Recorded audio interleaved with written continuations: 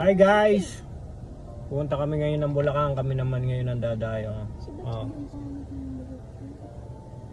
Saan na si Mami?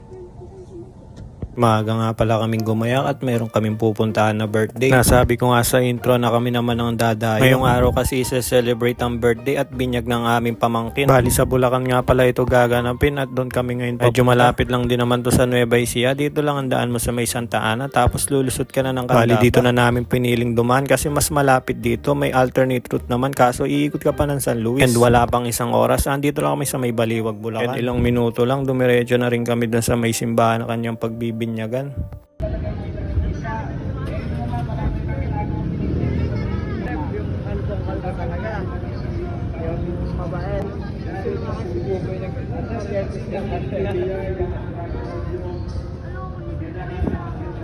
Dito nga pala bibinyagan yung pamangkin namin na si Yana dito sa may St. Augustine Parish Church dito lang sa may Baliwag, Bulacan.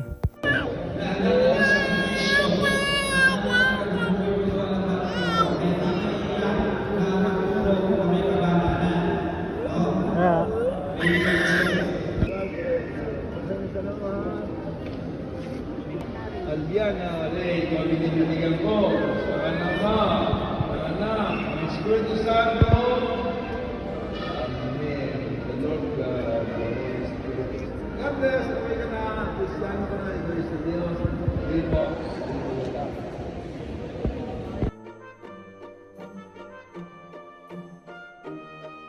And after almost 1 hour na misa, finally natapos na ibinyag. Isa ka ng ganap na Kristiyano. And after nilang makapag-picture, dumiretso na kami sa venue kung saan naman gaganapin ang birthday party ni Yana. Ito lang yan po sa may G Sports Complex. Bali, malapit lang din naman dito yung bahay ng mag-asawa ni Papa Kev sa And bali dito talaga sila nagse-celebrate ng mga okasyon.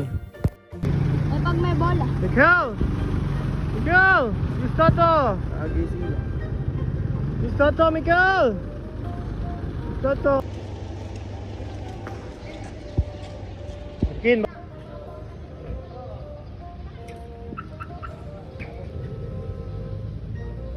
Nonang! Nonang! Bali dito nga pala lagi nagse-celebrate ng okasyon yung mag-asawa sila Papa Kebs. Alam ko pagkakatanda ko nung kinasal sila pati birthday ni Ayapot at Binyag dito rin ginanap. We ask to bless the food that we eat today. Sana po ay magmasilbing vitamina at gamot sa aming katawan ang mga pagkain ngayon. Thank you, Lord, for this wonderful day. In the name of the Father, the Son, the Holy Spirit. Amen. Hindi ko na nga pala na-videoan yung pagkain dahil gutom na kami mag-asawa pero solid talaga ang pagkain ng Mel's Catering. Sila nga pala kinukuha laging catering services pag may okasyon sila dito sa Bulacan. Masasarap na kasi yung luto tapos mababait pa yung mga staff lalong-lalo na may mga may-ari. Kaya shoutout sa inyo, baka naman.